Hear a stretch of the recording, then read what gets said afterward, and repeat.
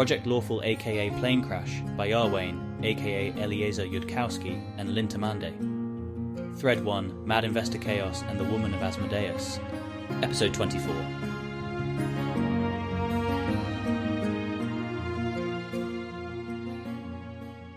Carissa would attempt to trot up the massive entry hall staircase in a sexy way, except she's not actually sure she knows how to do that. It's a skill set that definitely exists and that she has witnessed on display, but not one she's had occasion to practice, and trying and failing to do it is pathetic. The natural default mode for exploring is more cautious, giggly, childlike, and that is appealing in its own way. Maybe to Keltham too, but not sexy. And she's going to be kind of dissatisfied if, one thing at a time. The massive entry hall staircase opens out onto a luxurious mezzanine, and then there are 2 wings with rooms, presumably parlors and bedrooms and guest rooms and so on, and no obvious staircase up, though she knows that this place has some towers. Do you have a sense of where the towers were, relative to where we are? Keltham tries to visualize the villa as seen from the courtyards they sometimes pass through. I don't think I actually remember, but I think there's a tower visible from a courtyard I think is that way, and then we'd know. He gestures in a direction. He's considering offering to hold hands, but maybe Cheliax considers hand-holding an unreasonably advanced form of erotic perversion practiced by only the most sexually degenerate individuals. Only if he keeps asking about that sort of thing at every step, that'll take all night. But also holding hands seems not optimal for exploring and potentially sort of awkward for maneuvering. And do they even do that here and... Yeah, all right, let's try in that direction. Off they go then. He still hasn't asked about holding hands. Carissa can't read his mind. Though she is aware that paradigmatic flirting in most places involves physical contact so they can brush against each other, maybe in tight spaces, which she can probably find if she tries hard and believes in herself. Oh, here's a servant's hallway, meant for halflings and very cozy. I would appreciate instructions to the tower and will pay you something reasonable for them, she thinks loudly at security. Elias Abarco hates this particular girl by now, but that's all the more reason to take a deal like that. Door on your left, he whispers when she's far enough ahead Keltham won't hear it. Carissa doesn't even expect to regret this. Asmodeus personally is interested in her trajectory.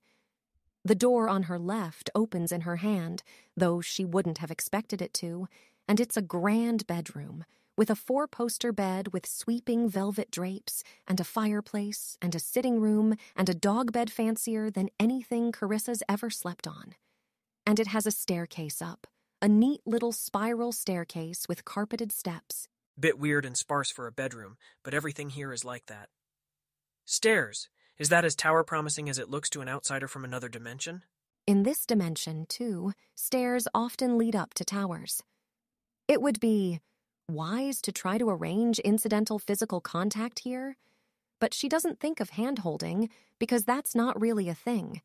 Keltham has been thinking thoughts along not entirely dissimilar lines and tries to match his steps to Carissa such that, if she was okay with that, they could try both going up these stairs in quite close proximity. If she seems to be falling behind or pulling ahead, he won't fight that, of course. No, they can go up the stairs together, brushing shoulders a slightly unnecessary amount. There's something profoundly strange here, and she doesn't know what it is. Maybe it's just the role reversal that usually people are trying to seduce her. Maybe it's just that he's very young and she hasn't dated teenagers since she was 1, mostly at the World Wound. The interesting people have a decade on her because that's what makes them interesting. All the magic they know. Maybe an adult Dathilani would be running rings around all of them, and that's why Asmodeus picked a teenager. And then they're out at the top of the tower. Cheliax is not industrially advanced enough to have light pollution. The sky is very bright and very clear. Dathilan is too good at coordination to have either lots of aerosols in the atmosphere or lots of high-scattering non-red lights on at night all the time, and Keltham has ever been a tourist in clear, cold, high places where the stars are brighter yet. It's not a new sight to him, except, of course, in the sense that the patterns of the suns are different, Keltham murmurs. He didn't get around to checking last night, with all the various rushes. I was wondering if this was a branched time of my own planet, in my own... Taldane doesn't have a word that means galaxy. Larger structure of suns. Didn't seem likely, but anyway, it's definitely not. Dathilan doesn't have the notion of constellations in quite the same way, but he doesn't see any of the patterns that a Dathilani would use to identify the northern star or southern center or the direction of a meteor shower. I think you're from farther away than any of those stars. A very good wizard can teleport to those, and not to Dath Ilan. That's incredibly impressive. We were not ready to go anywhere and come back, not for a while. It would have been insanely expensive even by our own standards. We built hugely powerful beams of light and used that to launch probes toward the second nearest sun, just to get started on practicing, but they won't get to their destinations for a long time. We did it just because we could, in the end, and not for reasons, really. We were pretty sure there was nobody else anywhere near our neighborhood, in any sun close enough for light to travel to us from there. People did some clever calculations saying that the aliens were probably a few billion years out, in our simultaneity, all with logic and calculations that don't apply here at all, if your wizards can teleport there and back in less than years. Find any people around the other suns, or is it all just lifeless other planets the way we deduced in our own world? The other planets around our sun are all settled, but that's happened at the same time as us. It wasn't an independent event. From farther than that, I've heard it claimed the crashed ship that is quarantined in Numeria came from another sun, but I don't know more about that. Arodin, when he was an epic hero, spent thousands of years looking and came back with empty hands. It feels so unreal to think of that as being something one person does. We'd have millions of people investigating a question like that. If a possible alien invasion had happened, it would take millions of people. One person becoming powerful enough to go to the stars on their own is a story you write and only sell to adults, because if you told it to children, you'd be setting them up for disappointment when they learned how economics worked in real life. This place really is magic, just like we tell it in stories where I come from. Hand on his arm? I hope it doesn't seem like an entirely horrible place to you. It needs some work, but it's work a person can do if that's what you mean by magic. It doesn't take millions. He leans gently in that direction, which is hopefully a signal that it's fine. Frankly, it's pretty horrible, so lots of room for improvement, and unspendably vast riches if I can figure out how to collect a 5% fee on 5% of the improvements. His brain takes this moment to wonder if Owl's wisdom would have something else to say about this stereotypically Keltham response, and Keltham tells it to shut up and come back later. Also no, because that is who Keltham is in another world, on a basic level, and even if he later decides he was wrong about some things, that won't poof him into an random average Dathilani. It is much less horrible than Dath Ilan, where people can die forever if their brains are destroyed. Not having that argument, because in her heart she suspects she'd lose it. Probably a similar percentage of people manage to go to Abaddon and get eaten. And because having arguments isn't sexy. What to say then, though? Well, I've heard more unrealistic ambitions. Who is it that has me beat on this metric, and how? I may have to adjust my aim upwards. Some people are planning to run the Starstone as soon as they can fly and become a god or die trying. Nah, I'm more ambitious than that. Some people succeed at running the Starstone, right? And yet your world's still an enormous messy mess of messiness. So fixing the world is obviously harder. Plus, I mean, if you're going to die and go to an afterlife anyways, why wouldn't you run the Starstone? How does that even take ambition and not just plain old opportunism? The people who die running the Starstone don't always go to the afterlives. They usually do, but every once in a while, 1 or 2%, they're just gone. No one knows what the difference is. It's not the chanciest chance you could take, but I'd just die, personally. Yeah, I haven't really been thinking about it because I reflexively decided that it was a keeper sort of question, but I had a thing happen to me that was supposed to obliterate my own consciousness, and here I am. It kind of suggests that maybe people are in enough different places that there's always some of them left, whatever happens to them. By the end of my biological lifespan, I'll probably have the most expensive intelligence headband and the most expensive Owl's wisdom headband, and maybe then I'll be able to think about that sensibly, even if there's no keepers around.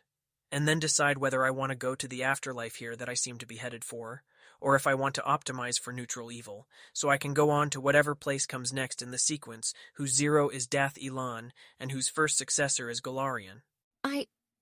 That doesn't make any sense to me, but I guess it wouldn't. I am not very willing to trade off definitely not dying against many other things. Would have said the same, before I died in a plane crash that couldn't possibly have failed to utterly obliterate my brain. I'm pretty sure I remember my head being ripped off my neck in the crash, before I found myself in Golarion instead. I'm sure that sounds like small potatoes to your own standards of what people come back from, but where I come from it was supposed to be permanent. And it wasn't. Dying in a plane crash is something that you'd expect to obliterate every brain of every copy of you, across all the branches of branching time inside the universe, as conventionally understood. If there was still some of me left after that. Well, it's suggestive of some weird things being true. That would then, by shaky extrapolation, go on being true if something else happened that would otherwise obliterate my presence within Golarion, as conventionally understood. But I'm not actually going to try to figure it out without more intelligence and wisdom headbands after I'm older, if those are actual options here. Handing that job to your future self seems like the equivalent of saying to wait and ask a keeper. Nod. My working theory has been that Asmodeus grabbed a copy somehow or something, which would have been fantastically expensive, but maybe still the best way to explain to us what we're doing wrong. I don't know if that changes any of your reasoning, or if it's just true that some other god somewhere else might be grabbing people from Abaddon. Well, the obvious thought is that your universe is my universe's physics plus magic, and can see my universe from here, and by mediocrity is probably part of a vast lattice containing lots of other universes that can see my universe, and then this universe is one that's visible from universes that look like this universe, plus even more magic, and maybe mostly when somebody dies in Abaddon nothing happens, but there's a vast number of double magical universes, and some tiny fraction of those have a god, or a glitch, or a whatever, that materializes another copy of the person who just got eaten. Assuming they get eaten quickly, and not by their minds getting chewed up a bit at a time, so that their consciousness turns into a small, painful, simple thing before it ends. There's a disease like that in Dath Ilan that slowly degrades your consciousness if you let it run until it kills you, taking away your memories year by year. People usually go into cryonic suspension immediately if they find out they have it. I also need to know more about Abaddon, besides solving metaphysics, before I start treating Abaddon as an exit route. Seems worth noting, though, that if the gods also think that's how Abaddon works, that the people who end there just wake up someplace else the same as I did, it could explain why the gods aren't treating it as more of an emergency. I think Asmodeus has expended a fair number of resources to make sure everyone headed there is offered the choice of hell instead. But I don't know if that's because he considers Abaddon death an emergency or because he wants them in hell instead. I have never heard it slow, but I haven't asked either. If people die brain damaged in this world, they're normal in the next one. The soul remembers more. Yeah, but just because there's somebody walking around who remembers being the person who got damaged and then got better, doesn't mean that, from a first-person perspective, if you get damaged enough to forget who you are, then that experiencer mostly experiences becoming you again. That's why people go into cryonic suspension right away if they get memory-degrading disorder. Sure, future tech might be enough to read back the memories you lost, but that doesn't mean that you experience turning back into you after you've simplified and shrunk to the point where you can't tell yourself apart from a lot of other people with memory-degrading disorder. You might experience turning into somebody else instead. This language is really not suited to discussing this subject matter, but then, it's not much suited to discussing anything else either. I'm not sure that's what I care about. If I got slowly tortured out of having distinctly me experiences, but a bunch of copies of me from before that were still around, I don't think I'd be very upset about that. I haven't considered this very much. Maybe to Dath Ilani people, it's obvious why I should care about that more than about whether there's still a me. Blue and orange. I would in fact be quite upset about any Kelthams being slowly tortured out of having distinctly me experiences, even if I was one of the ones who survived unharmed. I may be selfish, but not to the point of intertemporal conflicts with my own copies from a few minutes earlier. Carissa is not sure she understands that objection thoroughly enough to be sure her reasons for not minding aren't very chellish. I mean, I expect I would find being tortured aversive. It's in the definition. But the thing that makes torture, which makes me no longer, distinctly me far, far, far worse than torture, which doesn't have that effect, is that then the things I think of as Carissa don't exist anymore at all. And if Carissa will keep existing no matter what, but some threads of her and I don't understand why I'd mind. Maybe I'd mind if I understood. Yeah, that makes some sense. Sorry, it's just that the thing you said sounded a bit similar to an argument my mother once tried on me, about how a further implication of selfishness was that I shouldn't care about what happened to the Keltham of tomorrow, because he was a slightly different person from me, so screw him, and I'm finally in the region that's supposed to be evil now, but then you said that you didn't care about, and it just sounded like, sorry. This all probably doesn't sound very romantic escalatory, does it? Sorry about that. I was somewhat better at dates and death Elon when I knew all the conventions. My respect for you being the woman who decided to fling herself on the sharp kitchen knife of my early learning experiences. Carissa's going to not touch that, because once again, she's not sure that the thing Keltham's pointing at is not a true thing about celiacs she's supposed to be hiding. How to flirt back, though? I can flirt with people who have magic items for it, can read your face so closely they might as well be able to read your mind, who have magic that does more than splendor. I have done that, though not very much, because I tried not to get in over my head. At the world wound, there wasn't anything there worth getting in over my head for. But I want you. See, you think like no one in this universe, and it feels possible that I could think like that too, not after the centuries of perfecting it'll take me to be Contessa Lorelatha, but, like, next year, sooner if I can squeeze a headband out of somebody, and I want you, so you don't actually have to be good at flirting unless you yourself get in the mood by flirting deftly at people, in which case, I suppose you had better get good at it. Keltham leans into her and grins broadly, even if she maybe can't see it. Well, thanks for taking all the uncertainty and plot tension out of our flirting then. Where I come from, there's enough distinct books on romantic theory to fill this house's library 10 times over, and most of them would say that just giving away the ending makes it be less fun, but right now my experiences would seem to be falsifying that. I don't think that cuddling you on a roof and looking up at the stars is even slightly less fun if I know I can't fail. Well, you could fail at the planet-sized ambitions. Maybe we can get enough plot tension out of that. And there is still the question of who will win the sexual varieties contest, though I have to say I'm optimistic. Not betting I'll win, but not giving up without any fight. And by the way, things would be different if I had access to my own world's technology. Just saying. Is there sex technology? That's delightful, actually. We will have to fix things up enough that we, too, can have sex technology. Don't tell me what the sex technology does. I want to try to guess. I don't even know what 1% of 0.1% of all the sex technology does. Just the incredibly basic stuff that's in almost every cuddle room and that everyone gets training in how to use. But if you imagine something, I can probably take a pretty good guess as to whether it existed. Using the simple rule that, if it sounds possible to our technology level, somebody somewhere has done it, and if it doesn't sound possible, there's still a 70% chance somebody has done it. Sex in midair. Probability 1. Giant wind pits. People going up very high in aeroplanes and jumping out and having sex on the way down. People getting into orbit around the planet and having sex there. Wouldn't jumping out of airplanes kill you without magic? Nah, somebody, in pre-screened history, but he's trying to call less attention to that, just thought for another couple of minutes and figured out how to survive it without magic. I'm pretty sure we do a lot of stuff you imagine takes magic. For jumping out of airplanes, you fold up a giant cloth into a backpack, and when you're getting near the ground, you unfold it, and it catches the air and slows your fall. I've been trying to figure out whether some people's home cuddle rooms have mid-air sex equipment, like just 2% rich people, not 0.1% rich people, who can put whole wind pits in their cuddle rooms.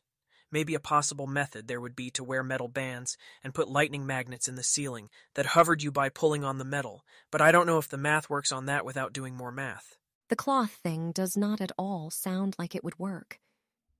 Cuddle rooms are sex dungeons, except named adorably because no one is a sadist? Like the room of your house where you have sex? Dungeon sounds sort of like Whip, but as a spatial place, so I don't think Dathilani would have sex wherever that is. Normal people's houses have one room. Rich people's houses have several rooms, but still, you have sex in your bedroom usually, unless you're into weird things like sex on tables. Rich people who like tying people up and hitting them in ways beds do not natively enable might have a sex dungeon. I have never heard of a cuddle room, and it translates as indulgent in a bizarre direction. Yeah, well, if you have an economy that can make more stuff per person, they also buy larger houses to contain all that stuff. This place we're currently staying is larger than my parents' house by a factor of 10. But only because they were work-focused people who didn't have enough different hobbies that they'd want that many separate rooms. My parents could in fact have afforded a house this size, though they couldn't have afforded to fill it all up with things we'd consider expensive. So yes, separate rooms for sex, because you own stuff that optimizes sleep and stuff that optimizes sex, and they are almost entirely not the same stuff for anything larger scale than a small pillow. I have been trying to figure out where in a bedroom you'd have sex, because the bedrooms here do not have anything that looks to me like a good surface for having sex on. It is now occurring to me that people here probably have sex on the things you call beds, and then change the cloth outer surfaces of the bed, and then go to sleep there. Yes, magicking the sheets rather than changing them, but yes. Is there some reason not to do that? It's kind of icky from a Dathilani perspective. But maybe that's just because we wouldn't have magic for clearing the room's air afterwards and so on. It's just odd to think of doing something that is intrinsically and rightfully messy in the nice clean place where you sleep. If this place has spare bedrooms not being used, I might ask to have one of those for my cuddle room. Kind of a group resource, really, under the circumstances. I am sure you can request a cuddle room if you want one. Tragically, we will not be able to see the confused face of whoever authorizes resources for this project. Magic doesn't do capture of still and moving images? They won't make the face if we might be watching.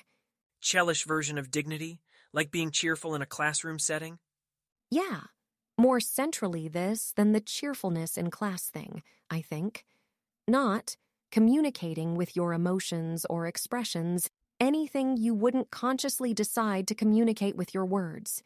If they wouldn't send you a reply saying, sure, but I think that's extremely weird of you, and they wouldn't, then they also won't make a that's extremely weird face, where you can see it. There is some really basic thing here about social equilibria, which I'm missing, and under other circumstances I'd delay it for later, but I'm worried that I will somehow do something that Cheliax considers not just undignified, but a catastrophic negative indicator, if I don't figure it out.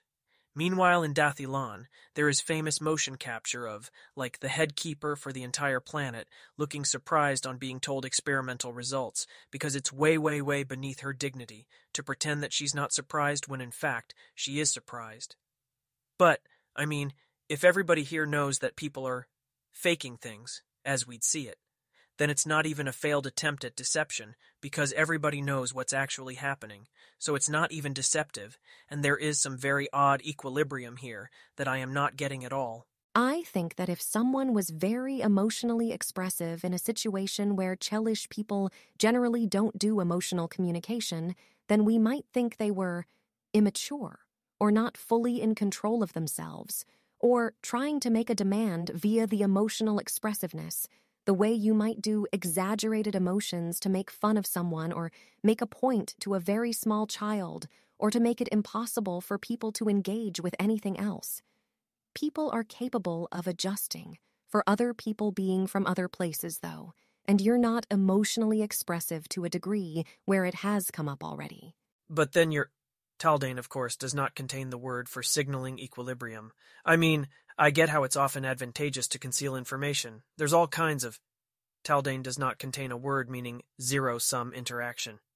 There's situations where you do worse if the other person does better. Like negotiating prices. You wouldn't want somebody bargaining with you to know your... Taldane doesn't have the word true reserve price. The lowest price you'd actually accept, if it's lower than they'd expect for some reason. So concealment, sure. In cases where the other person knows you might be hiding something. But what matters is that they don't know exactly what you're hiding. But when it comes to uniformly faking false signals, I mean if everyone, like all the students in the classroom, is always wearing a cheerful expression, even when they're not cheerful, that's not a... Taldane lacks every single component word of the compound term, meaning an equilibrium, where signals preserve their overt semantics, given the incentives for both signal senders and signal receivers. Keltham hates this language, and he'd ask how anybody ever thinks in it, but the answer, of course, is that they don't. If everyone has incentives to fool people by smiling when they're sad and frowning when they're happy, pretty soon a smile means sadness, and a frown means happiness, and nobody gets fooled anymore. If everybody acts cheerful when they're not actually cheerful, people will figure that out. It fooled me, but only on literally the first day after I arrived here from another dimension without that custom, and this cannot reasonably be the... Taldane doesn't have the word average use case. Normal way that events happen every day, so you have some incredibly weird equilibrium going, of a form where everyone is acting cheerful, even though they know nobody will actually think they are cheerful. Students are behaving in a way we'd interpret as being about an adversarial, information-hiding interaction with their teachers. They're sending a constant first-order misleading cheerfulness signal that everybody knows is misleading. And I don't understand why or how you got there. In Dathilan, well before that point, 1,000 very serious people would show up and start arguing that civilization was doing something silly and needed to wake up and snap out of it. And I know that the answer is probably weird and alien and unlawful by my standards, and complicated, and is going to take a while to explain, and not be particularly sexy, so when it comes to that whole general issue, we should maybe just pick it up tomorrow. Except that there's this one upcoming special case that seems important, which is that if I hug you in some way that makes you feel horribly uncomfortable, and Cheelish dignity calls for you to send a first-order misleading constant signal that you're having a great time, and I'm supposed to already know that's exactly what you'd do if something was wrong, and then I'm meant to act in some complicated way that makes that whole equilibrium not suck for you, and that incentivizes people in your position to keep sending the first-order misleading signal. Well, in reality, I just got here from another plane, and I do not, in fact, have the faintest inkling of... Do you see why I'm trying to ask about this, even though we were in the middle of being romantically escalatory? Because you're adorable. Sorry, that's not... I do understand what you're saying, I think. It is not the case that you're supposed to read my signals and assume my acting happy means I am actually sad and need something different. I think you're right, that this is an extremely complicated conversation that's going to take us half a day, in the general case, and there is a person who could be arrived here instead of Keltham who'd run into that problem tonight if, say, he said, I want to sleep with Carissa or I'll go somewhere else with the lawfulness revolution. And this was obviously worth it to me, but not because it was going to be good for me, just because I was going to get rich by more than it was going to be bad for me. That person would get smiled at, and the smile wouldn't be any information, actually. But you're going to tell me that a Dath Ilani, even an evil one, wouldn't do that, aren't you? I don't know why they wouldn't do that, but you wouldn't do that. I'd tell her that I'd trade sexual favors for getting equity in the revolutionary startup if she honestly wanted to make that trade, but I wouldn't. Expect her to ask for a false signal from me and then be fooled by it? Like, if she handed me a script for scripted sex work, I'd run her script if she paid me enough, but I'd expect her to know. Or if it came to lying to somebody and telling her that I'm attracted to her, in hopes that she'll give me more equity. Not that I'd expect she would, but if that works at all, it works because the world is mostly full of people who don't lie about that, and those people laid the groundwork for me to fool her successfully. So those people built something, and I'm stomping on it and breaking it and profiting from that, and that is something I find genuinely repellent.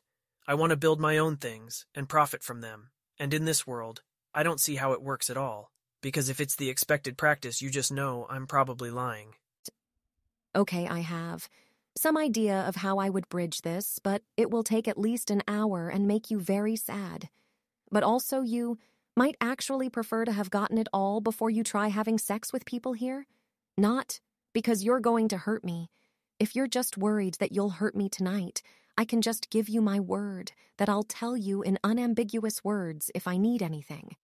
But because her own brain is now screaming with confusion about what the Asmodean version of that is, and she's getting ahead of herself trying to figure that out, but also it's her job, which Asmodeus gave her, how can she think about anything else? I can't predict you very well. I wish I could. I want to understand you as badly as I've wanted anything in my life. But I think I predict that you'd want to know first, even if it means we spend the whole night being sad. But I'm not. I don't like giving advice as confused as I am right now. Keltham leans back into her, hoping it's the right thing to do. A Dath Ilani in your position asks for time to think, gathers her thoughts, probably asks more questions to narrow things down about my own state of mind. She thinks of questions to ask me, privately makes her predictions about how I'll answer, and then asks. She isn't in a rush to arrive at answers, even short-term answers about whether or not to give a piece of advice, if she's not right in the middle of trying to operate dangerous machinery with a time limit. We don't need to rush on larger timescales either. You told me how this subplot ends. I can survive if it takes a little longer. What if she wants to be lawful neutral because Keltham is... Well, then she'll die and go to hell and not get to do anything cool, so she should pick a less stupid want that isn't based on a crush on a teenager.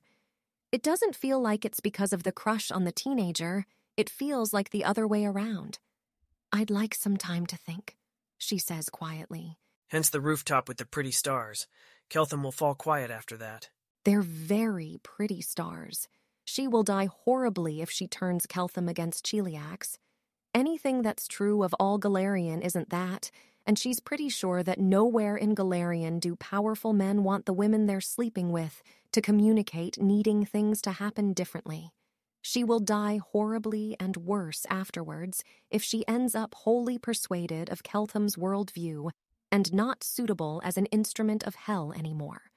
But her first foolish foray into Keltham's worldview was, Asmodeus thought, worthwhile. So, maybe she has a bit of slack there. Presumably, he wouldn't have expended those resources for someone who couldn't find the right path, even when she was trying. And she hasn't gone and asked the cleric her questions yet. Maybe it's okay to try to understand the Dath Elan way of thinking and separately try to understand the Asmodean one and then integrate them. If she can't understand Dath Island, she won't be able to do her job. Keltham will at some point figure stuff out. Not all the stuff, but some stuff. He's already figured some things out just from the fact Chelish students conceal distress during class. The ideas that look right next to each other, to him, are different. They won't be able to predict which things are right next to other things unless they get really good at Dath Ilanness themselves. To him, people smile during class was right next to, you might not actually want to be here. Not that he has the imagination to have realized the ways she might be here if she didn't want to be. It feels like there are walls closing in from all sides. And might someone consult a keeper? She says. If they were Dath Ilani and very stuck and very confused even about the origins of their own confusion. Keltham has likewise been staring up at the stars, pondering whether or not he regrets his life choices. He thinks not. He's still going to have sex with Carissa later, and this way he also got to act cool and all-wise in front of her. I was about to say that most Dath Ilani have options short of paying to talk to a keeper, like they have some regular friends who are older than them and smarter than them. Then I remembered you are in fact already one of the smartest people on this planet, and also you've been talking to an alien. So yeah, in Dath Ilan, governance would make keeper assistance available to anyone in a position like that, and the Dath Ilani would probably escalate directly to them, instead of messing around, because there's no point in tapping a nail with a tiny hammer when you can hit it with an enormous hammer instead. That's not the original proverb, and it doesn't make any sense as he tried to culturally translate it, but hopefully the idea came across. Okay, I think I need to go ask a cleric of Asmodeus for help.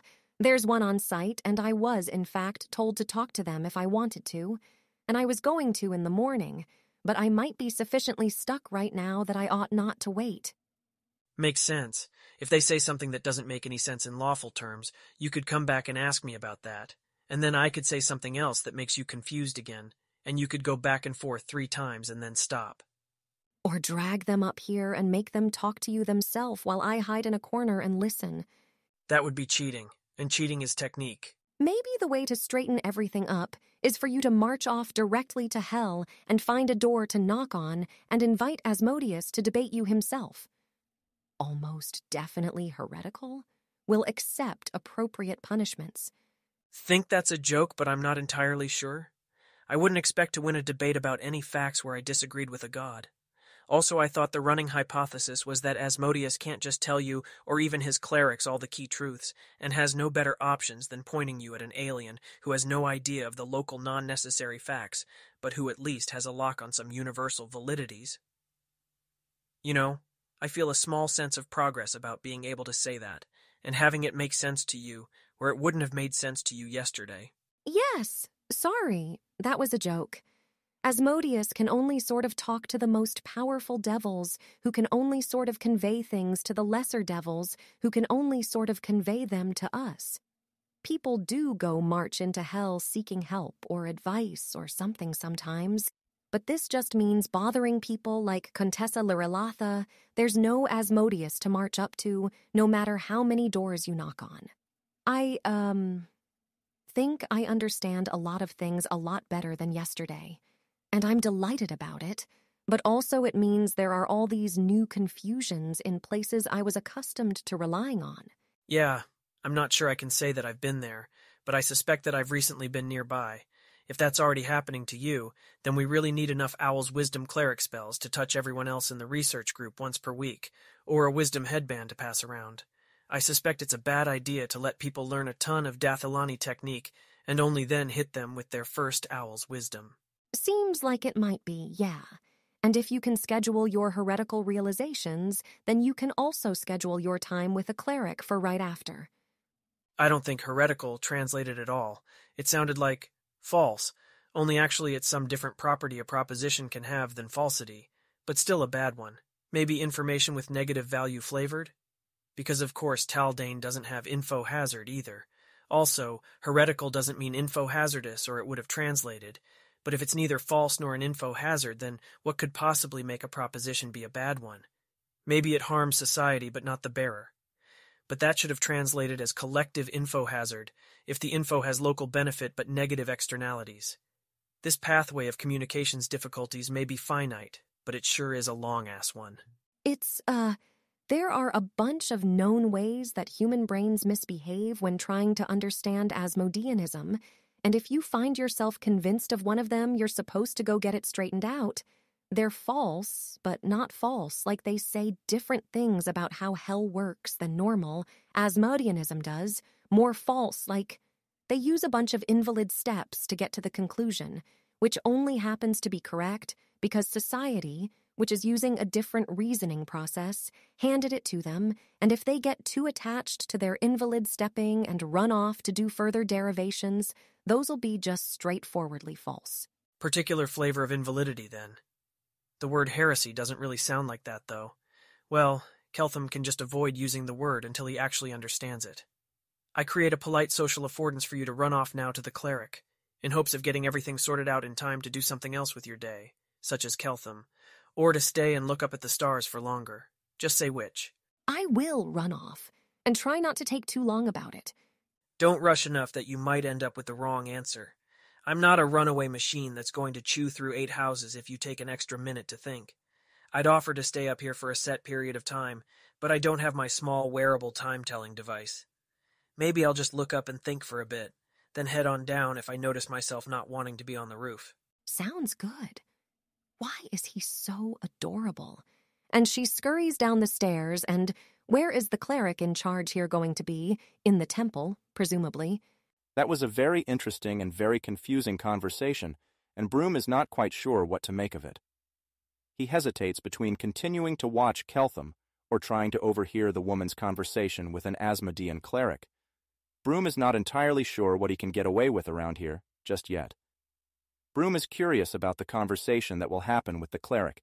It is not clear that Broom needs to know in order to do his new job. Broom imagines trying to explain to Aspexia Rugaton why he thought he needed to listen to the conversation with the cleric if he gets caught doing that. Broom thinks he would rather not have that conversation. Broom shall, on reflection, continue to watch the human boy who somehow managed to talk himself out of scoring with the older human girl, after being told it was a sure thing, and who doesn't look particularly regretful about the fact. Is this boy the person who ends the world? He doesn't look it, but he also seems very, very, very alien and very hard to understand and might do unexpected things because of that.